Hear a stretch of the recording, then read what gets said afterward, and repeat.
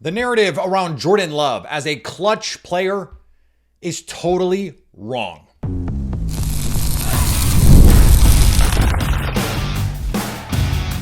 You are Locked On Packers, your daily Green Bay Packers podcast. Part of the Locked On Podcast Network, your team every day. You are Locked On Packers, part of the Locked On Podcast Network, your team every day. I'm Peter Bukowski, and I cover the Packers for The Leap, a newsletter I would love for you to subscribe to. Follow me on Twitter, Peter_Bukowski. Follow the podcast on Twitter, Locked On Packers. Like us on Facebook. Subscribe to the podcast to iTunes, Spotify, Google Podcasts.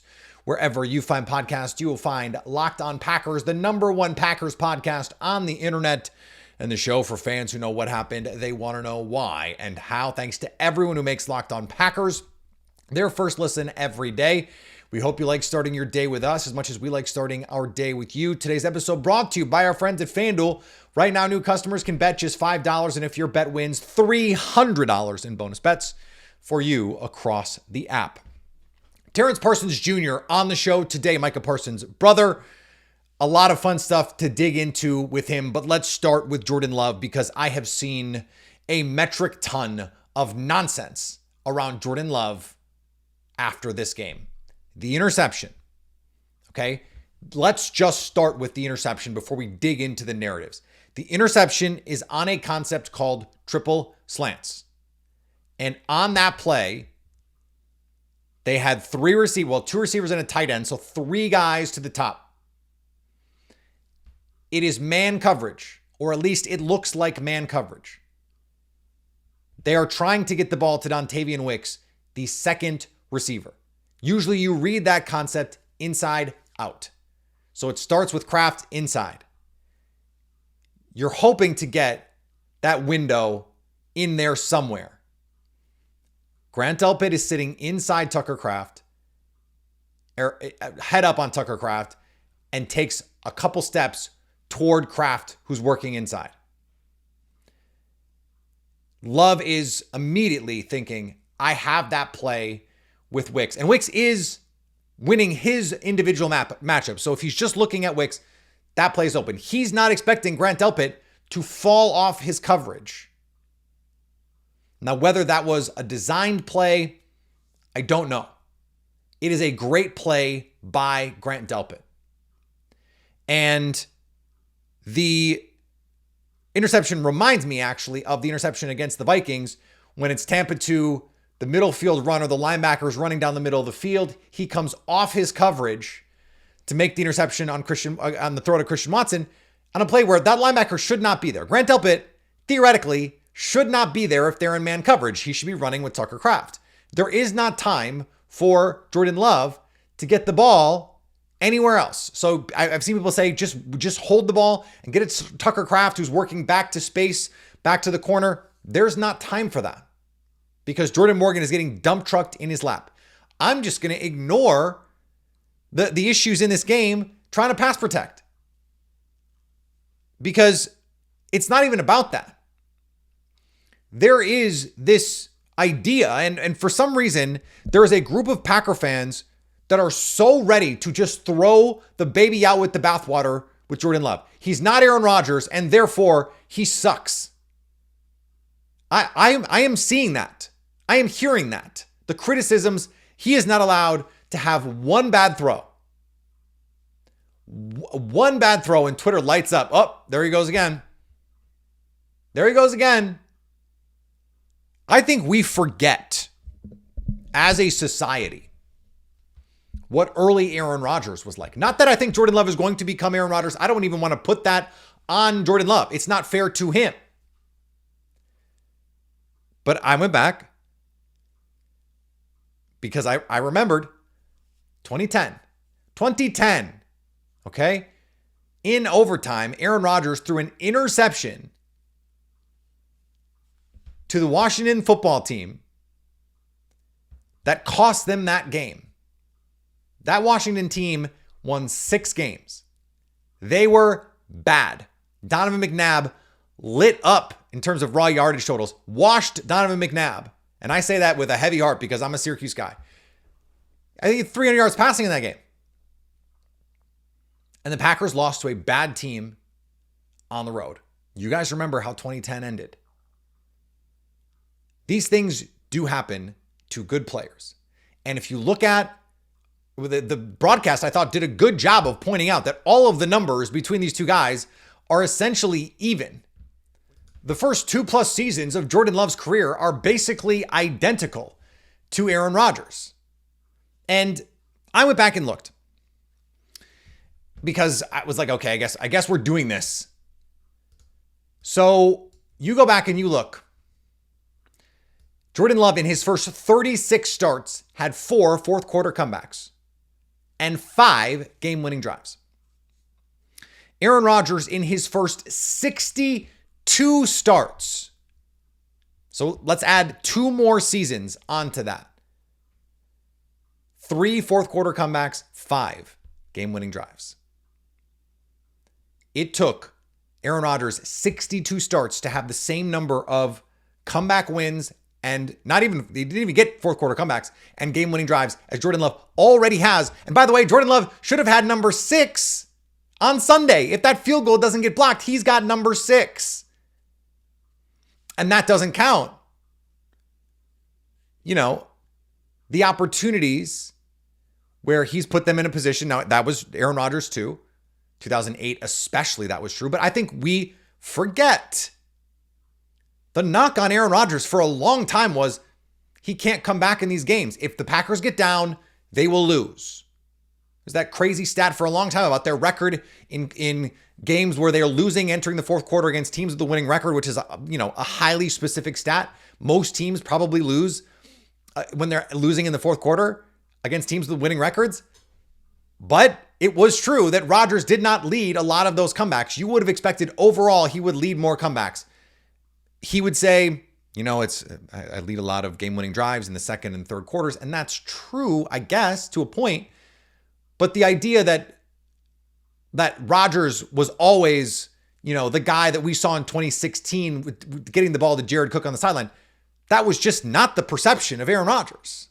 It just wasn't. And so what I'm trying to explain here is there was a lot of clutch moments already from Jordan Love. How about 17 points in the fourth quarter deficit at Lambeau Field in your debut at Lambeau? How about going to Detroit and sealing the game with a slot fade touchdown, beautiful ball to Christian Watson, and then a 30-yard zone replay to totally ice it? How about, 3rd and 7 against the Chicago Bears in the last week of the season? You got to win to make the playoffs, and you get it to Tucker Kraft, second reaction play. You make a clutch play, and you win. How about a top 5 defense?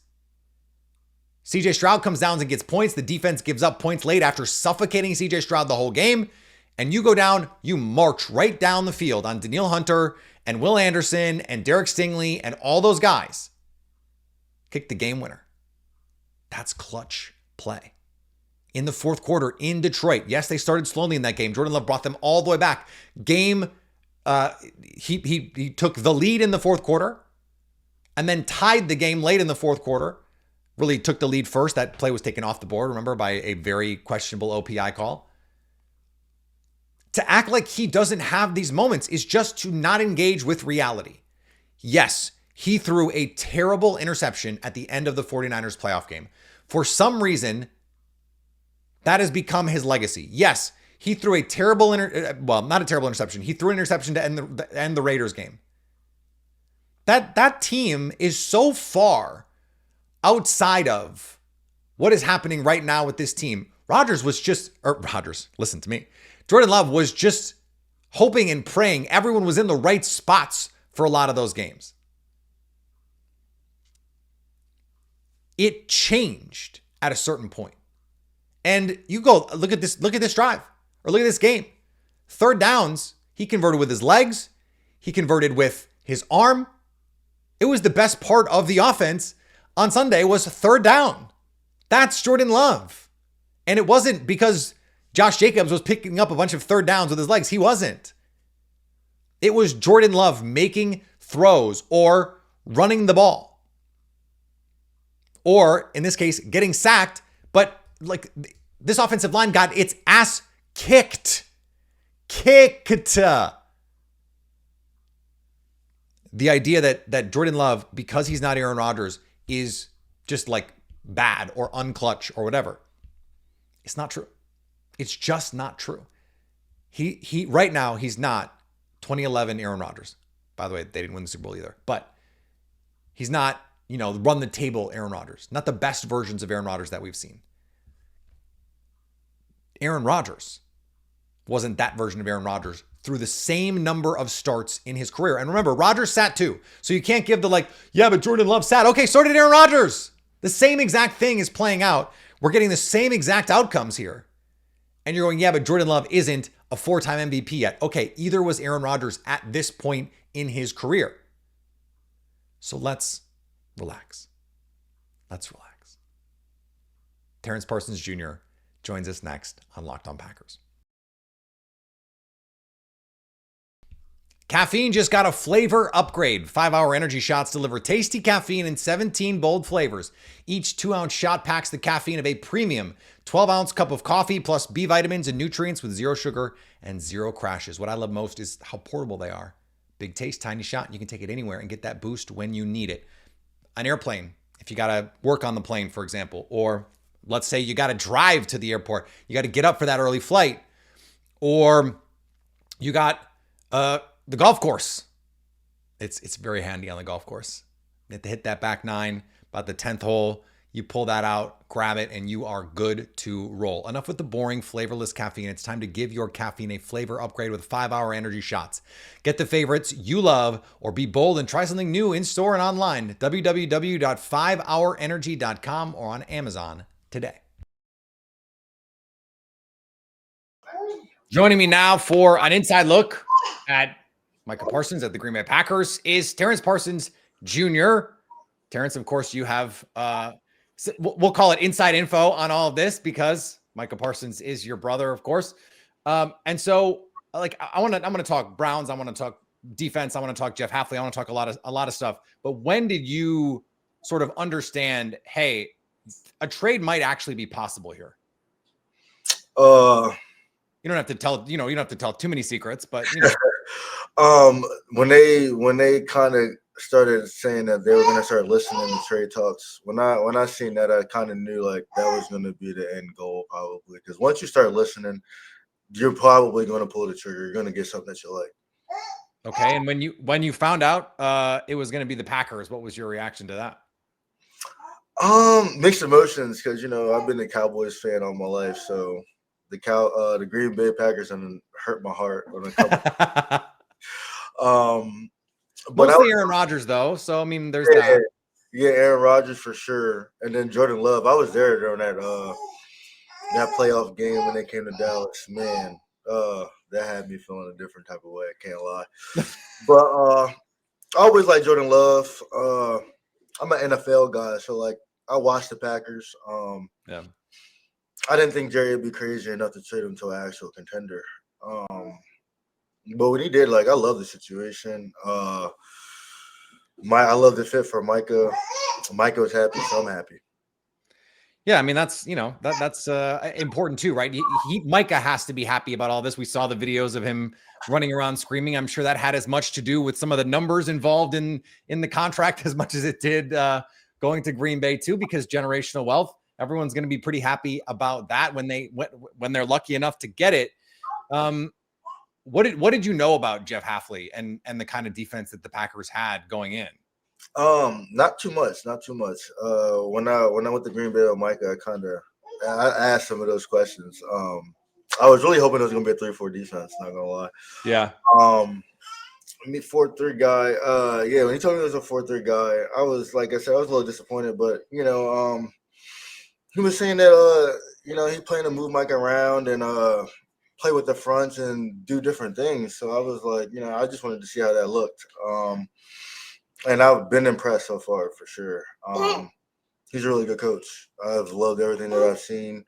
Schematically, I like that he disguised his coverages. This things that I've been asking for Dallas for the last 4 years. It's great that, you know what I mean, I got to see that week 1 and, you know, I mean, watch those guys fly around. It was definitely beautiful to see. Yeah, I mean, the experience of watching him week 1, you know, forget the mixing the coverages and all that stuff. Like we heard limited package. I'm sure you had a little bit more knowledge about what it was actually going to be, but it must have been surreal for you to see him out there in the 1 at Lambeau Field. Like, what is that experience like? Oh no, that was great. I was happy for him. Like that welcome, I was like, yeah, he's gonna be good here. You can tell. I've never heard a Lambeau crowd do that for an introduction. Never. That's what I keep hearing. So like, it's just like having that. I feel like that fuels his fire to, like, you know what I mean, want to be great because, like you said, you know what I mean, they gave up a lot to get him, and to get a welcome like that and have the fan support and.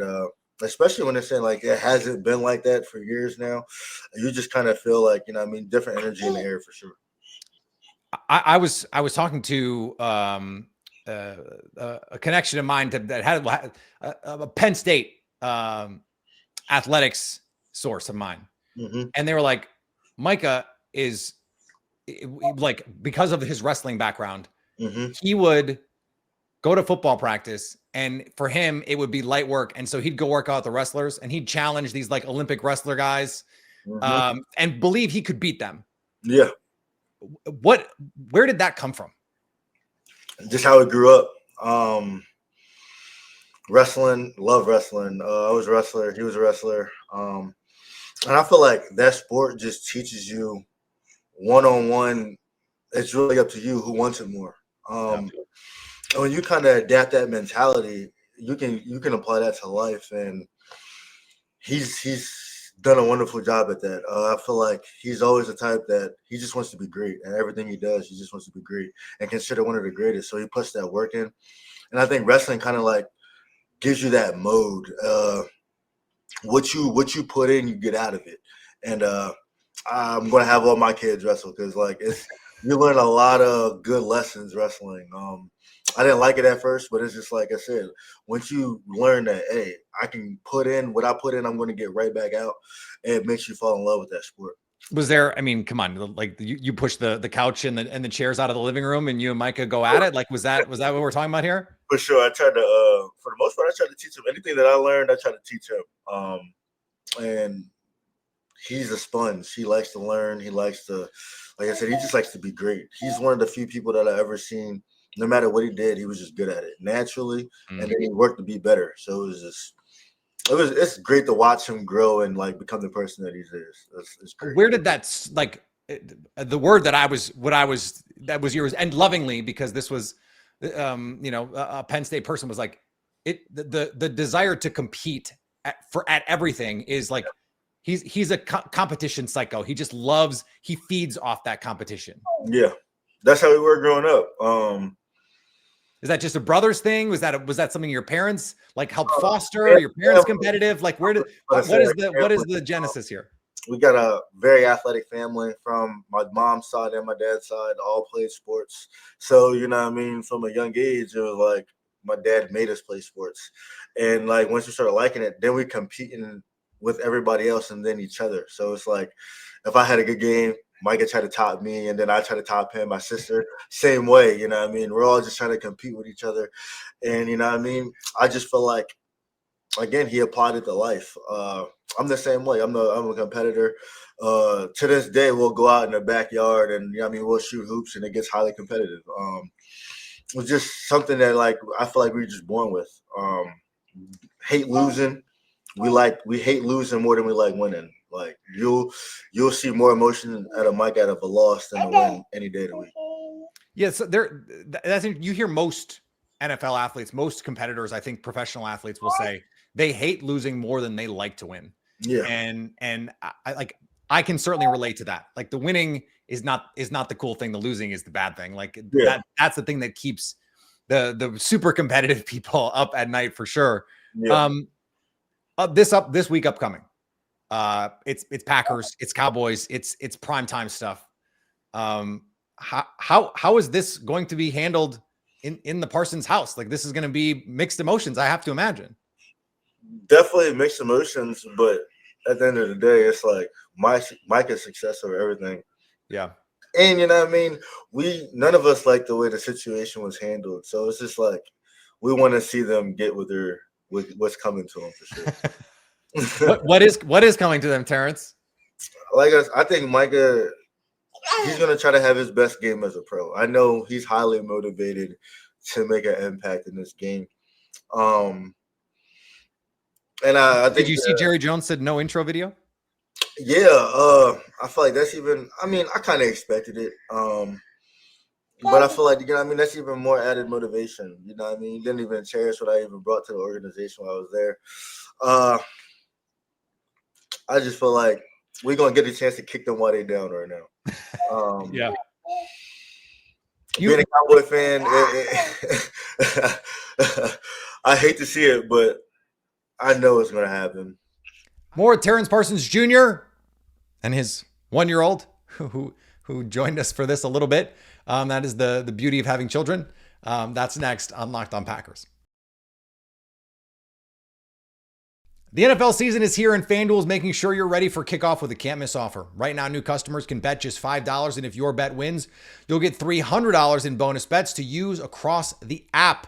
It makes every game more exciting, whether you're watching your team or just keeping an eye on your fantasy lineup. It's quick, it's easy, and it's the best way to add a little more energy to your Sundays or your Monday, though the Monday night game did not need any extra energy at all. So are you ready to play? Download the FanDuel app now by visiting FanDuel.com to get started. That's FanDuel.com to place your first $5 bet.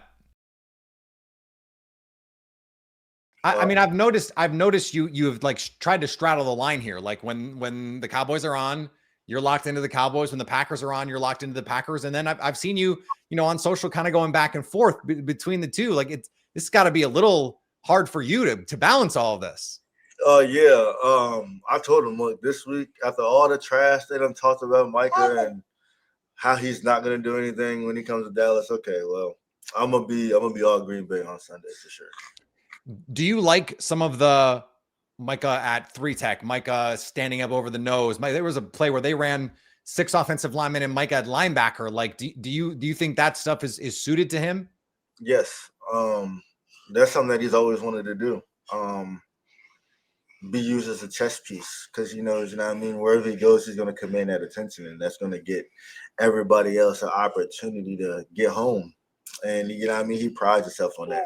I think people overlook that part of him. You know what I mean. People think, hey, yeah, I mean, he wants to have all the glory, and you know what I mean. Part of that might be true, but like it's like Micah's the type that even in his glory, he wants everybody else to shine. You know what I'm saying? Like.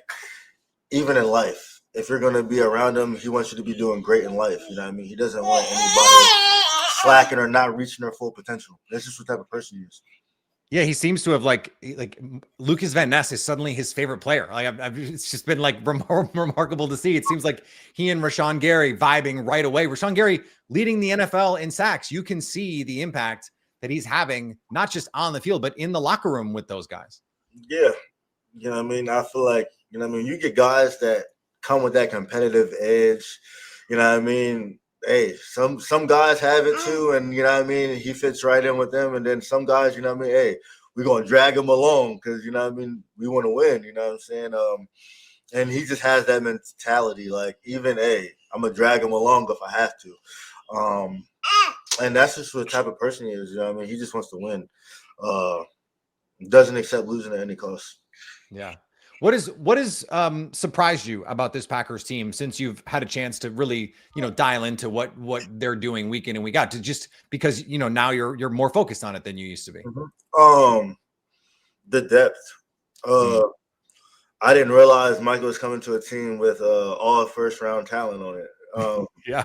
That's, you know what I mean? That's crazy when you think about it. And then, you know what I mean? When you start to look at the team and how young they are, you can kind of see like, hey, I can see why y'all gave up these picks because, you know what I mean? The whole team's young. You know what I'm saying? Like everybody, for the most part, is on a rookie contract. And they traded one of their oldest players to get Micah. Yeah. So it's just like to get I see the vision. Even before the trade went down, I had made it to like Jerry's not crazy. Like Micah could be their missing piece. Just doing a little, just doing a little research, and seeing that you guys really just struggled, rushing the passer. That's the only really part you guys really struggled at. So like seeing that, it was just like Micah being their missing piece, man. I don't think that's a story that you want to give them, a storybook ending like that. Well, especially a team that we just saw Jerry on the documentary on Netflix say that the Packers gave him what he considered the worst loss in franchise history. And I said, Terrence, I said on the show after the trade that I think if the Packers could have traded for any player in the NFL, I think they would have not, maybe if we like exclude Josh Allen, Lamar Jackson, whatever, they would have traded for Micah Parsons. I think like if they pick any non-quarterback, I think that they would have traded for Micah Parsons. And here he is. I mean, it is rare that these sorts of things happen. And I have to imagine that is motivating for him to pay that off. Because he said it after the game. They didn't bring me here and used all these picks on me for me to be offside. Yeah, that's the type of loyalty Micah has. Yeah, when he feels like I said, hey, they brought him here. They did everything that Dallas wasn't willing to do. And I feel like for him, that speaks numbers. Like they played the linebacker DN game with him over a few $1 million. Yeah. Packers are like, we don't even care, come take it. We're going to give you record-setting all of it. Yeah, and and then to give up another great player plus 2 first-round picks, your mortgage in your future. Like teams usually do that for quarterbacks. Not just for players. So, then to give him a number that they have not really given out, it like practically retired because it was Curly Lambeau's number. I mean that's special too. Yeah, but I say everything about the situation, they showed how much they wanted him. Even landing in Green Bay, they were the whole coaching staff was there to meet us at the tarmac. So it was like, they really showed that. Hey, I have to imagine there were fans at the airport too. A little bit on the outside. Yeah, I seen the news people. I was like, oh man, yeah, you could tell like this rejuvenated the whole community for real. Yeah, I mean, there's no question about it. The energy levels went through the roof. I assume now that this is like every year now. The pressure is this is Super Bowl or bust with this team now. Has Micah really? I don't know that Micah's ever really been on a team where that's been the case in the NFL. I mean, the Cowboys, it's sort of always like that. Yeah, they haven't really had the talent to do it since he's been there, right? Like this is probably the best team he's been on. Definitely the best team. I won't even say the best team because I feel like the Cowboys have some really good teams. They've had some good teams for sure. I would say the best coached team. Okay. And I feel like people kind of overlook that part of the game until you start really looking at, the X's and O's. I feel like the X's and O's and the play calling goes over a lot of the casual fans' heads. And especially situational football.